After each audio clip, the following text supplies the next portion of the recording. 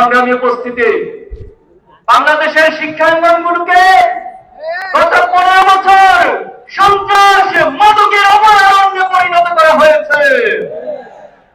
আজকে যে নতুন বাংলাদেশের স্বপ্ন তৈরি হয়েছে, বাংলাদেশের ছাত্র সমাজ, যুব সমাজ, এই দেশবাসী নতুন করে স্বপ্ন দেখতে শুরু করেছে।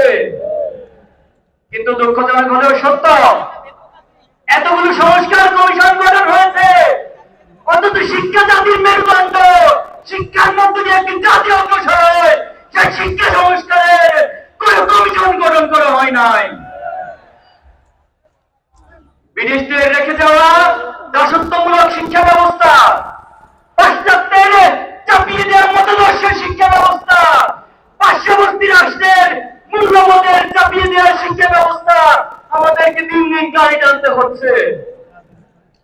জুলাই পরবর্তী বাংলাদেশে আমরা আজকে এই সমাবেশ থেকে দাবি করছি, অতি সত্বর এই বাংলাদেশের স্বাধীনতা, সার্বভৌমত্ব, এই বাংলাদেশের ইসলামী মূল্যবোধ, আদর্শিক মূল্যবোধ, জাতিসত্তার ইতিহাসকে ধারণ করে নতুন একটি আদর্শিক